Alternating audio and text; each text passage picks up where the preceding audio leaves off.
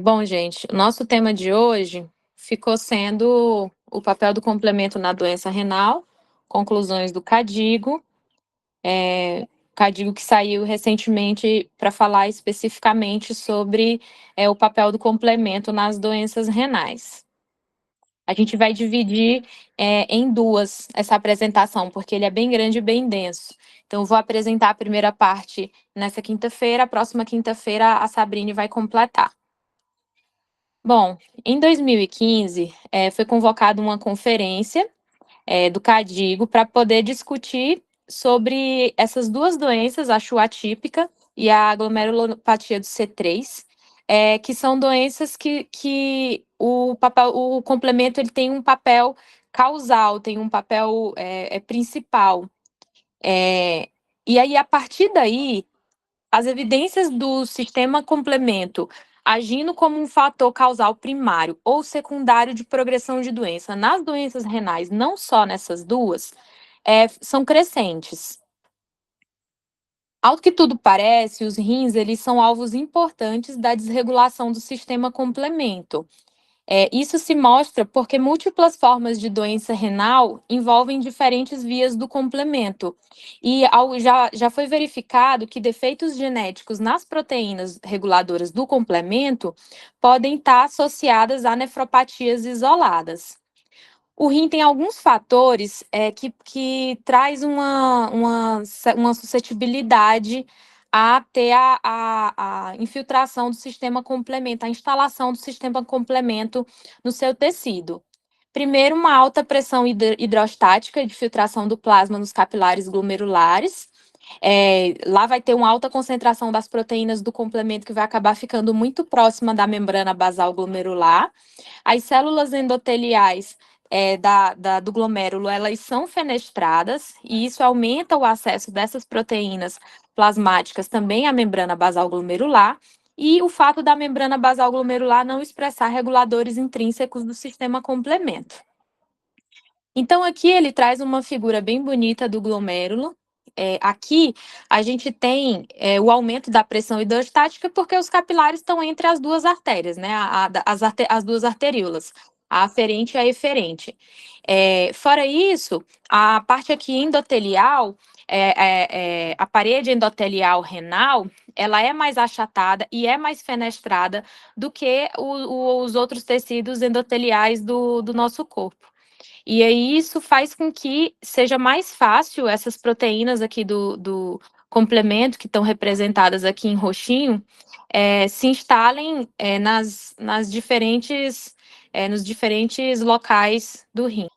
Bom, gente, eu acho muito justo a gente fazer uma revisão das vias do complemento para poder não ficar uma sopa de letrinha sobre tudo que vai ser falado nesse CADIGO. Então, eu trouxe uma revisão de mais ou menos é, é, o processo todo das vias do complemento. Primeiro, é importante entender que o sistema complemento é um conjunto de proteínas que se organiza através de proteólises. As proteólises vão acontecendo e esse sistema ele se autoalimenta, ele se retroalimenta e se autoamplifica.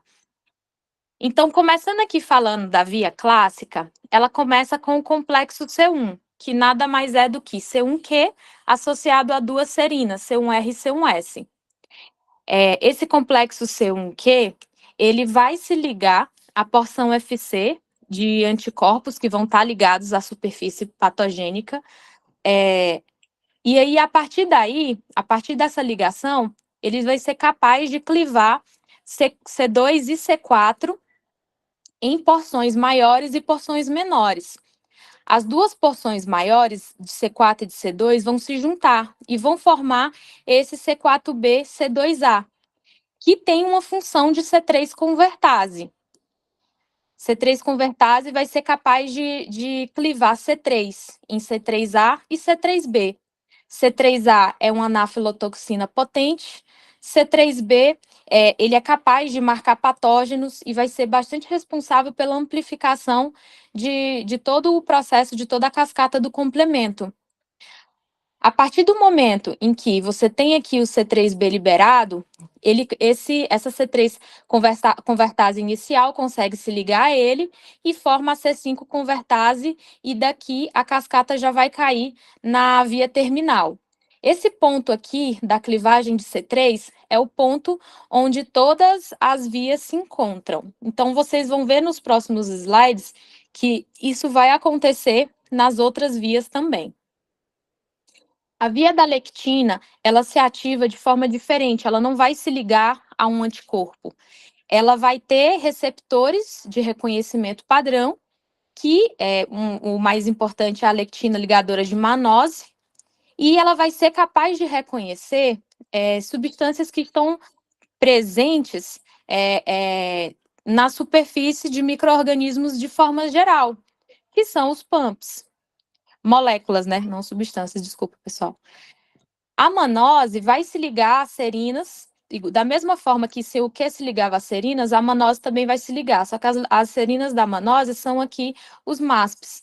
E a partir do momento que essa ligação acontece, essa ligação vai acontecer depois que a MBL encontra aqui os PAMPs, se liga às serinas, e aí vai ser capaz de fazer aquela mesma clivagem de C2 e C4, que vai gerar aqui uma C3 convertase igualzinha ali à via anterior, à via clássica.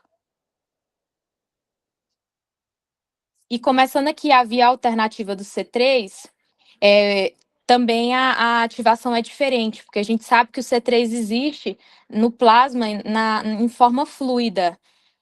E aí, quando acontece a hidrólise desse C3, é que tudo se inicia. Quando essa hidrólise de C3 se inicia, ele consegue se ligar ao fator B. E aí, o fator B é clivado através da ativação do fator D, em besão Bzinho, besão Azinho, vou falar dessa forma para poder simplificar. E aí, a gente vai ter aqui a C3 convertase inicial, que é o C3 hidrolisado, ligado aqui ao B. É a base de amplificação da via alternativa. Esse C3 hidrolisado ligado ao fator B, ele é uma C3 convertase igualzinha das outras vias. Ele vai ter a mesma função de C3 convertase. E aí é aqui que as vias se encontram, que eu comentei há pouco. Vai conseguir clivar aqui o C3 em C3b e C3a, igualzinho às outras vias.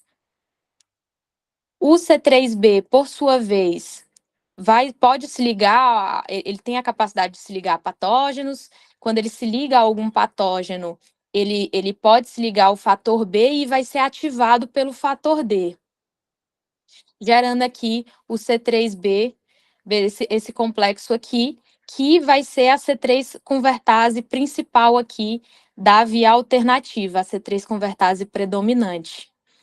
Essa C3 convertase predominante, ela vai ser estabilizada aqui pelo fator P, e aí vai gerar, se ligando aqui a outra C3b, vai gerar a C5 convertase e vai cair na via terminal, que é a que eu vou passar agora.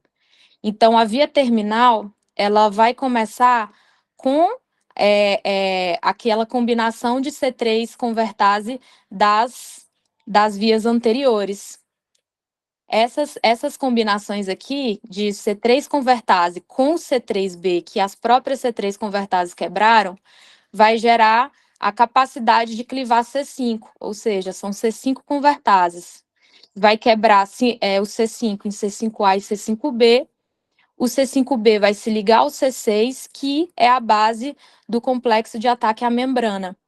A partir dessa ligação aqui, abre as portas para poder puxar a ligação de C7, C8 e C9, e assim tem o complexo de ataque à membrana completo, que é o C5b a 9. Então, vocês devem ter percebido que, ao longo da explicação da cascata do complemento, a gente comenta muito que um amplifica o outro. Ah, esse aqui é liberado e esse aqui amplifica. Esse é liberado e esse amplifica.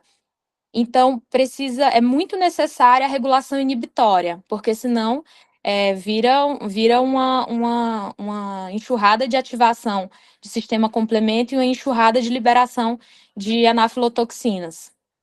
E aí, para isso, existem as proteínas regulatórias. Algumas delas são, por exemplo, o fator I, que cliva o C3b e o C4b em fragmentos inativos. Aí tem os cofatores do fator I, como o fator H, a proteína cofator de membrana, que é o MCP, e o CD46. Existe o fator acelerador de decaimento, que é o DAF, CD55.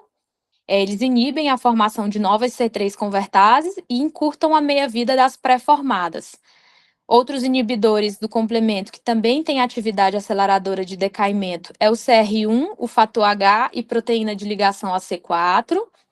E tem ainda os inibidores ligados à membrana, CD59, ou de fase fluida, proteína S, que esses aqui já são inibidores mais da fase terminal e não da fase inicial da cascata do complemento. Tudo isso eu estou falando para que a gente agora possa passar a falar sobre todas as opções terapêuticas, onde elas agem, qual que é a intenção delas, e assim talvez fique um pouquinho mais claro na cabeça de todo mundo o que está aparecendo de opções terapêuticas novas. Então, aqui em cima, a gente tem 6 patologias diferentes e a via do complemento principal é ativada por elas. Aqui de primeiro, a gente tem a glomerulopatia de C3 e a membrana proliferativa relacionada a imunocomplexo, em que tem uma ativação principalmente da via alternativa e da via terminal. Aí aqui tem a cascatinha da ativação da via alternativa, formação do complexo de ataque à membrana, e em todas essas representações, a gente vai perceber que tem a passagem de proteínas do sistema complemento, as proteínas do sistema complemento, elas vão puxar anticorpos, vai ter liberação de anafilotoxinas, vai ter recrutamento de monócitos e neutrófilos, e isso vai gerar toda a inflamação que pode ser endotelial, subepitelial, mesangial, isso a depender da patologia renal que está acontecendo ali. A membranosa já tem aqui o envolvimento de praticamente de todas as vias, né? A clássica, da lectina, alternativa e a via terminal também. E aí, só que a deposição vai ser mais aqui subepitelial, dos imunocomplexos e também de fatores do complemento. No caso da Chu atípica e da MAT, a ativação é mais da via alternativa e da via terminal. Lembrando que a cascata de coagulação, ela conversa com a cascata do complemento. E uma pode ter proteínas que ativam a outra. E aí, como a gente tem aqui na Chu atípica, na MAT, uma desregulação aqui da parte da coagulação, vai ter uma ativação importante do sistema complemento, que também vai contribuir aqui para a lesão tecidual. Aqui tem as vasculites ancorrelacionadas, em que tem a ativação da via alternativa principalmente. Lembrando aqui que nas vasculites é bem importante as armadilhas de neutrófilo. Você tem uma ativação neutrofílica importante, então vai ter bastante armadilha de neutrófilo, que vai ser um dos ativadores também desse sistema complemento. A nefrite lúpica, que a gente também tem envolvimento tanto da clássica quanto da alternativa. E a nefropatia da IgA, principalmente via da lectina e via alternativa. E aqui é a ideia que esse CADIGO traz, em que você tem as doenças que são mais influenciadas pelo complemento, sendo o complemento um fator causal mesmo, primário. Aí, no caso, Chu atípica, glomerulopatia de C3, membrana proliferativa relacionada a imunocomplexos. Nessas aqui, o impacto da inibição do complemento, das terapias de inibição do complemento vai ser maior. E aí a gente tem aqui, sabendo que a influência é menor, porém existe uma influência do sistema complemento na injúria de todas essas outras doenças renais. Lúpus, nefropatia da IgA, membranosa, vasculite, nefropatia diabética, GESF. Nelas, em que a gente imagina que seja uma contribuição muito mais secundária do complemento, O impacto dessas terapias inibitórias do complemento provavelmente é bem menor, mas é o que está se querendo estudar, o grau desse impacto. Então, em 2022, foi convocada uma conferência para discutir o papel do complemento na desregulação das doenças renais, principalmente com a expansão das terapias com os inibidores do complemento, surgimento dos inibidores do C5, como o eculizumab e seu derivado de ação mais prolongada, o ravulizumab, e o bloqueador do C5a, avacopan. Nessa conferência, foram revisadas as evidências se o complemento exercia um papel primário ou secundário na patogênese e progressão de cada doença, o valor dos biomarcadores da atividade do complemento no monitoramento do curso dessas doenças, o potencial papel do microambiente glomerular na contribuição para a resposta do sistema complemento, foi revisitada a literatura da Schwann atípica e da glomerulopatia do C3, e foram buscadas novas informações que impactam o manejo dessas doenças desde aquela conferência anterior de 2015, e para as demais doenças foram estabelecidos os principais gaps e prioridades de pesquisa. Então, aqui, depois de tudo aquilo que eu falei para vocês, estão aqui as vias todas juntas, a clássica, a da lectina, a alternativa, caindo aqui na via terminal. E aqui estão as medicações, estão nesses quadrinhos verdes, e o local em que cada uma das opções terapêuticas vão atuar aqui no sistema complemento. Desde esse ANX009, que age aqui no comecinho da via clássica, bloqueando aqui C1, até os que já agem mais lá no final, como a Avacopan, que bloqueia C5A. Esses que estão em negrito são as drogas que já estão em estudos mais avançados, fase 2, fase 3 ou até além.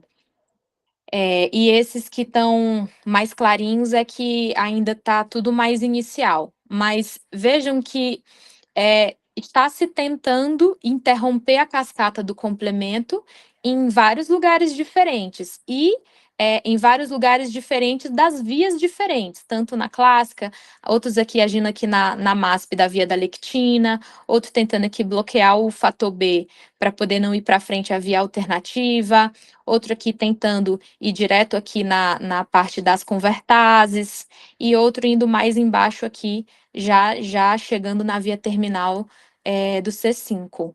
Em roxinho, esses em roxinho aqui, todos esses aqui em roxinho, são aqueles reguladores inibitórios que eu falei para vocês. Lembra aqui o CD59, que já vai inibir mais aqui na fase terminal, já aqui no completo de ataque à membrana, fator I aqui inicialmente na via alternativa. Então, só para ver se clareia um pouquinho mais na cabeça de todo mundo. É muito provável que o efeito de cada medicamento varie dependendo do processo da doença subjacente e de fatores específicos do próprio paciente. Vai ter paciente que o problema vai ser uma variante genética, ou então a própria produção de autoanticorpos do paciente.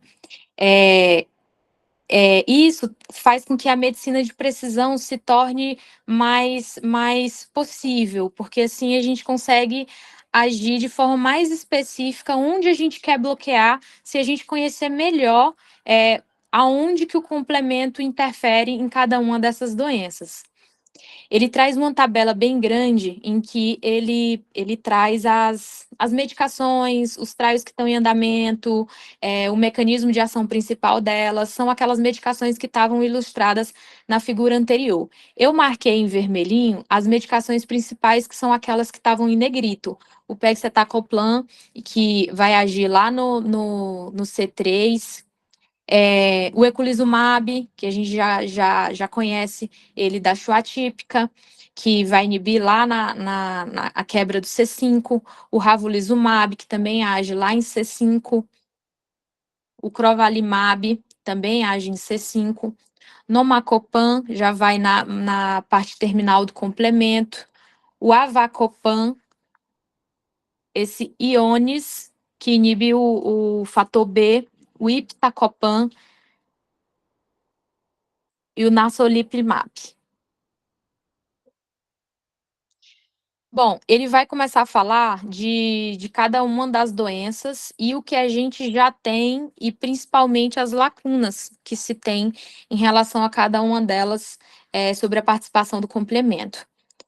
Então, sobre a doença renal diabética, o que se vê aqui, o que está se vendo e buscando é o papel na progressão da doença, porque, realmente não parece ser nada primário, se ela a participação do complemento parece ser algo muito mais algo secundário e que pode influenciar, talvez, né, a progressão da doença. Há descrições de ativação da cascata do complemento em modelos animais de nefropatia diabética, em que nefropatia diabética menos severa foi vista em ratos homozigotos com deleção dos genes do C5a ou com inibição farmacológica do complemento, mas tem algumas críticas, porque o modelo do rato não reflete muito o modelo humano, principalmente em estágios mais avançados da nefropatia diabética. Variantes genéticas patogênicas dos genes da lectina estão relacionados com progressão de doença. Uma análise mendeliana sugeriu um papel causal do complemento na doença renal diabética. Aí a parte do diabetes tem esse porém aqui, que a própria hiperglicemia pode causar uma ativação da via do complemento, pelo aumento da atividade da lectina, atrapalhando a regulação do complemento.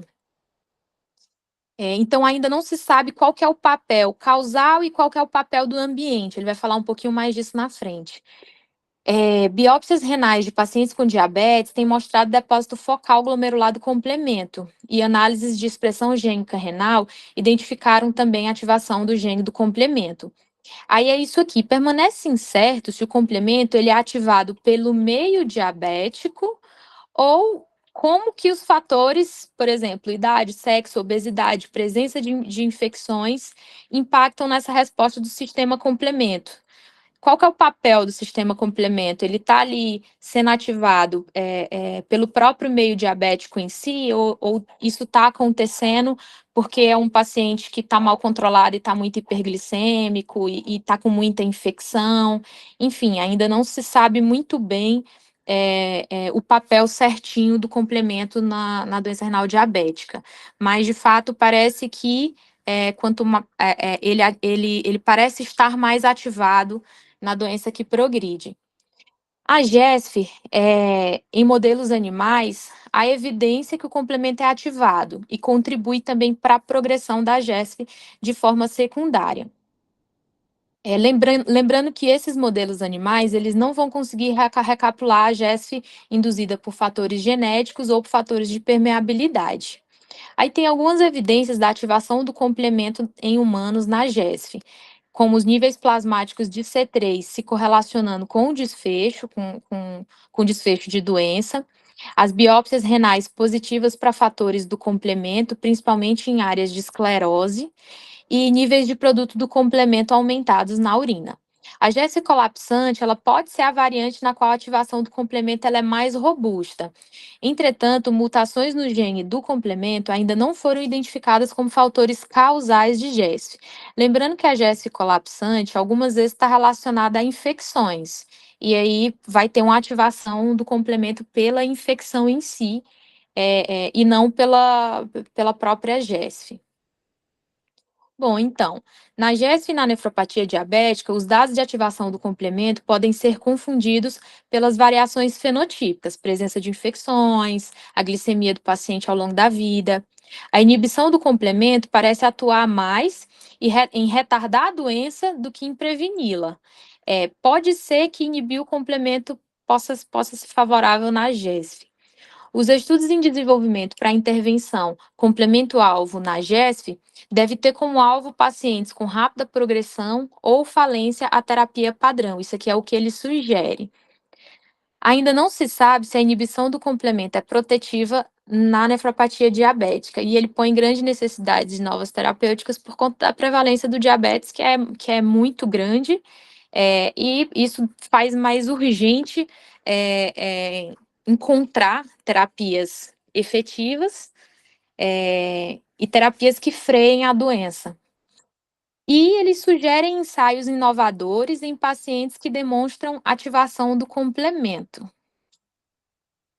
Falando um pouco sobre a IgA, A ativação do complemento parece ser igualmente importante, tanto na patogênese da nefropatia da IgA, quanto na da vasculite da IgA.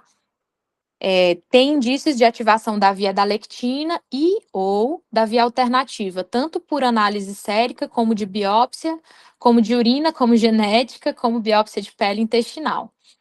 E na vasculite da IgA, a ativação do complemento parece ser importante também nas lesões de pele e intestinais, além de lesões renais. A relação precisa da extensão da ativação do complemento e o risco de injúria renal e progressão da doença em ambas ainda precisa ser definida. E parece que fatores étnicos e raciais desempenham algum papel, porque a deposição mesangial de C1q tem sido demonstrada como pior prognóstico na população asiática. Estudos de centro único não validados. Esse aqui, se eu não me engano, ele fala que é um estudo com menos de 200 pacientes. Sugerem uma associação entre desfechos piores na IgA e aumento dos marcadores de ativação do complemento no sangue, na urina e no tecido renal. Então, assim, atualmente, não há biomarcadores do complemento validados que sirvam para o prognóstico, que inclusive possam ser incluídos naquela ferramenta que a gente utiliza para avaliar o prognóstico na nefropatia de IgA em 5 anos. Também não estão validados para a seleção de tratamento ou monitorar a resposta.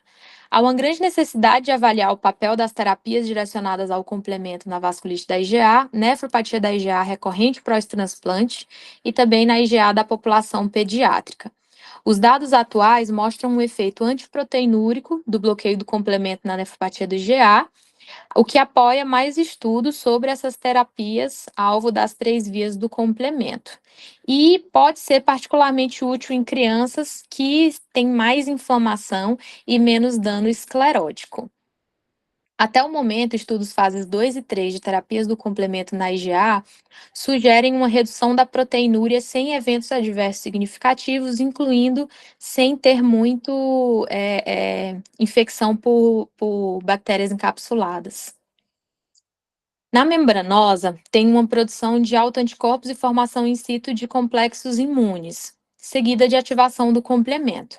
Aí, o que se tem de evidência da ativação do complemento na membranosa é que em modelos animais tem a ativação do complemento após a deposição do imunocomplexo é essencial para acontecer a lesão do podócito e a proteinúria. Nas biópsias renais de humano mesmo, pode ser encontrado C3, fator B e properdina, sendo o C3 quase sempre encontrado em conjunto com a imunoglobulina nos depósitos subepiteliais. Em biópsias de nefropatia primária, nefropatia membranosa primária, a lectina é encontrada no depósito granular da parede capilar e, em in vitro, o receptor anti-PLA2R IgG4 pode se ligar à lectina ativando essa via. A maioria das biópsias da membranosa tem uma forte coloração para IgG4 e C3 com quase nada de C1q. Quando tem a presença do C1q, deve ser suspeitado de etiologia secundária da membranosa. Aí teve um estudo que mostrou que quando faz a recuperação de antígeno, esse C1q aparece. Daí eles questionam se a ativação da via clássica na membranosa pode ser mais comum do que a gente supõe. Então, na membranosa, as evidências atuais mostram o envolvimento das vias alternativas e da lectina e possivelmente da via clássica. Nenhum biomarcador ainda está validado. Está em fase 2 a inibição da via alternativa e da lectina. E esse aqui é bem peculiar. Uma observação recente de um paciente com nefropatia membranosa primária em tratamento com eculizumab para Chu atípica fatori deficiente. Ele sugeriu que atingir a via terminal com o eculizumab não teve eficácia significativa em controlar essa membranosa. Então, na membranosa, esse paciente estava usando pela Chua, mas parece que não teve efeito na membranosa. Então, ele traz, aqui era em quadro, e eu trouxe em formato de slide mesmo, porque era muito grande. Ele traz algumas preocupações. Doenças renais nas quais a desregulação do complemento é um ponto fundamental, muitas vezes não tem opções terapêuticas eficazes conhecidas, levando à falência renal e recidiva pós-transplante. As evidências sobre as terapias inovadoras, até agora, elas são insuficientes. Todo mundo tem uma acessibilidade muito limitada aos agentes aprovados, agente que o diga, né? A falta de conhecimento ainda é bem importante, ainda é um assunto que está ascendendo, né? Então, ainda falta muito conhecimento sobre o complemento, que atrasa a identificação das doenças e também o tratamento.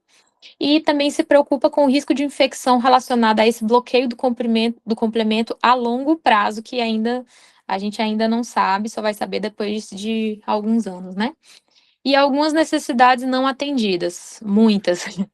Um conhecimento mais amplo entre os nefrologistas acerca das doenças renais complemento-mediadas, estudos sobre a história natural e biomarcadores em doenças raras, ensaios clínicos com desenhos que aumentem a probabilidade do paciente receber o tratamento ativo. Daí ele sugere estudos com proporções diferentes de 1:1, de placebo tratamento, para ver se ou então open label para aumentar o paciente que recebe o tratamento.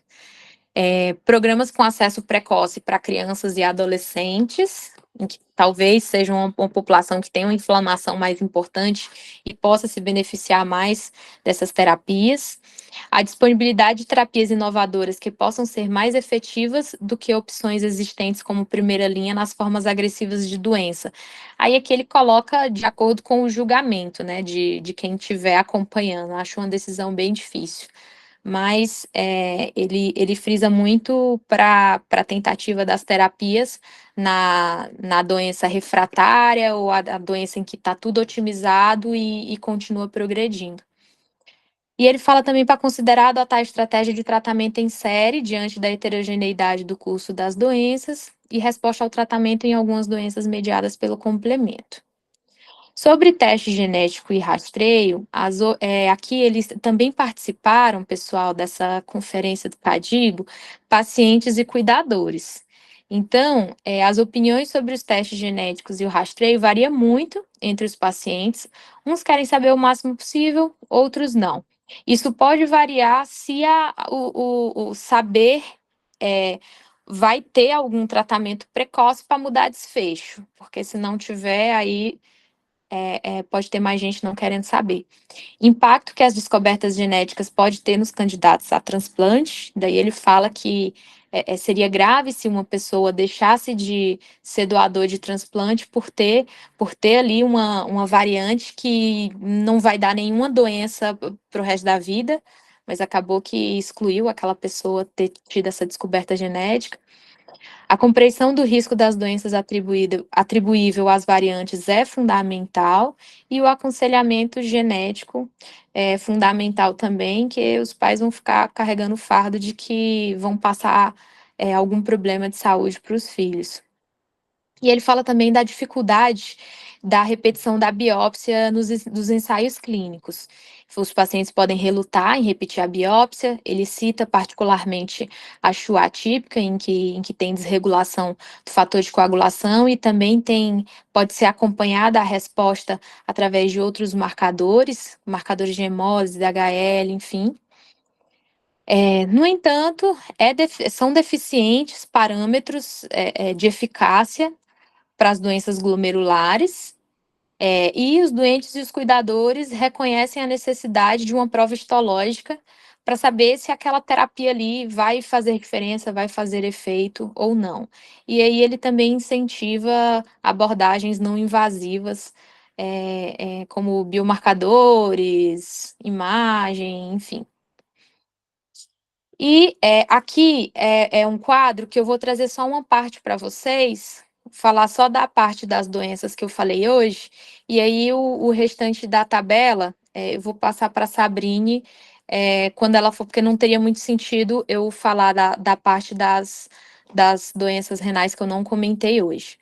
mas os pontos chaves e estratégias potenciais de pesquisa. Na nefropatia diabética, o que se tem de principais lacunas? O papel da hiperglicemia na ativação do complemento, a relação entre a ativação do complemento e o desfecho da doença, e o resultado de terapias complementares na nefropatia diabética. E aí, para principais pontos de pesquisa, ele põe estudos para paciente com doença de rápida progressão, apesar da otimização terapêutica máxima, e a análise da relação de genes do complemento e a doença.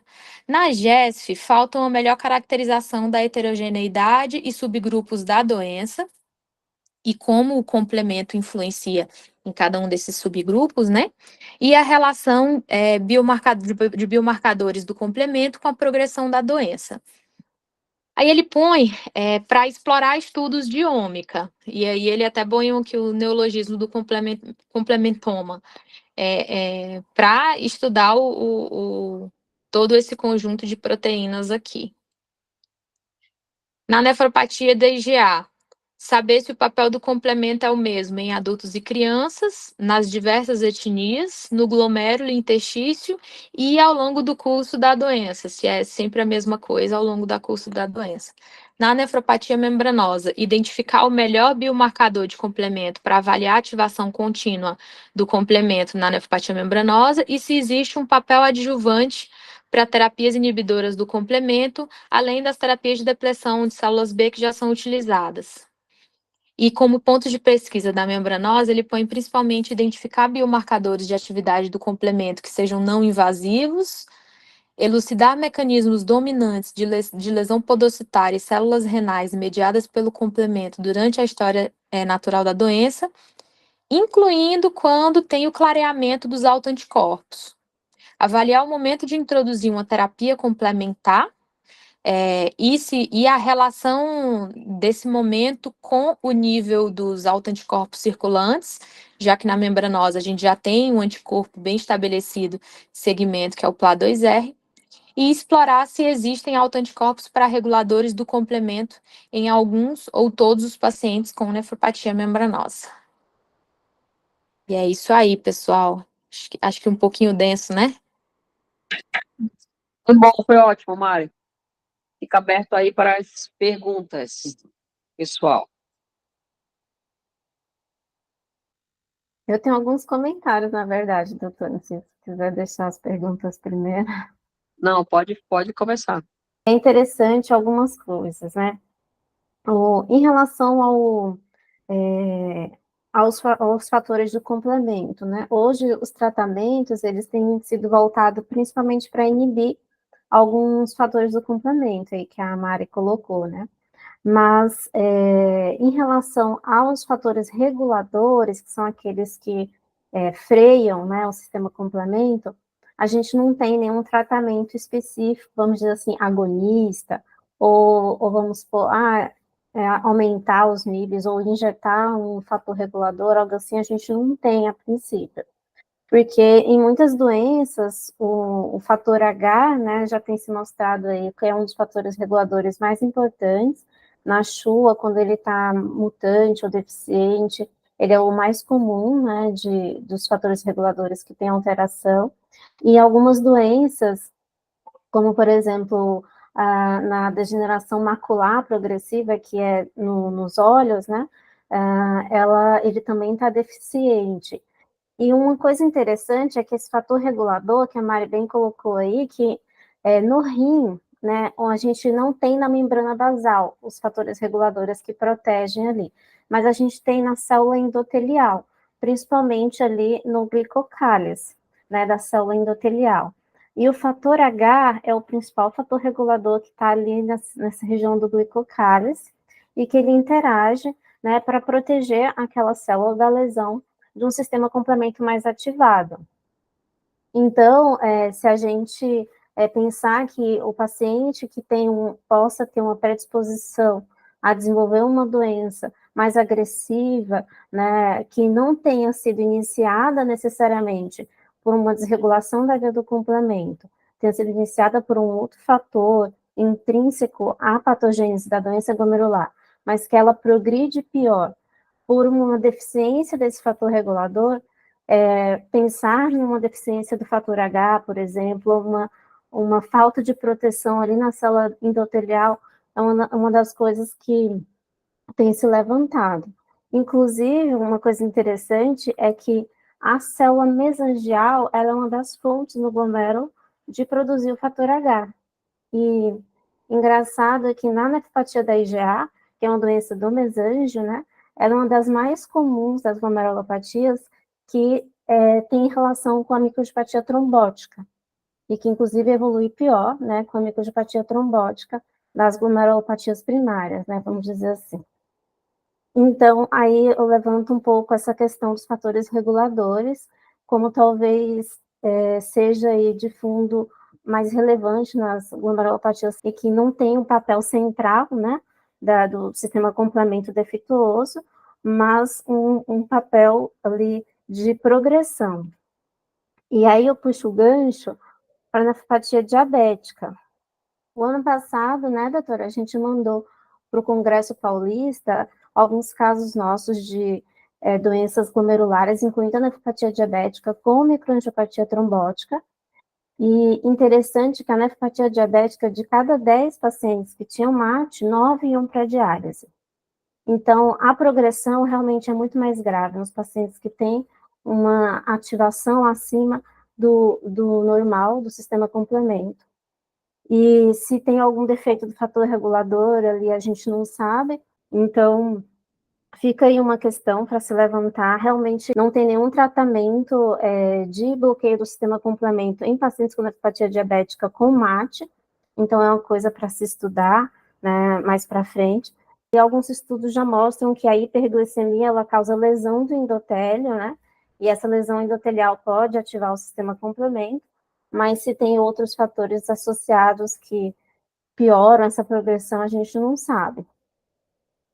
Da GESF, tem alguma relação maior com a GESF colapsante, que a Mari falou, e a MAT, inclusive a microangiopatia trombótica, ela predispõe à lesão colapsante, né? Por conta da alteração vascular, isquemia e tudo. E na membranosa, uma coisa interessante que a gente tem visto, tem alguns relatos de caso que tem associado a presença do anti-PLA2R com a deficiência do Adams TS13, né, como se ele agisse como um anticorpo contra o Adams TS13, né? Então, seria só algumas colocações aí, é muito interessante, como dá para explorar bastante. E cada vez que a gente estuda mais perguntas aparecem, né, doutor? É isso aí, Sá. Que bom, né? Bom que as perguntas aparecem, né? Eu queria comentar da GESF, que é interessante a gente começar a ter esse olhar, né, de que aquilo que a gente chama de trapping, né, a IgM, o C3, que a gente chama de trapping, eles estão colocando dúvida, né, se é trap mesmo, né, ou se, tudo bem, gruda, mas será que aí não faz mal, ou na verdade não gruda, é um outro mecanismo que ativa, então é legal de estarem colocando aí, pelo menos esse ponto de interrogação, né. Porque a gente até entende, assim, a IgM grudar, né? Porque a IgM é grande, mas a gente não entende o C3 grudar ali, sabe? Ficar grudado, assim, fica meio esquisito. Então é legal isso, né? Esse olhar aí.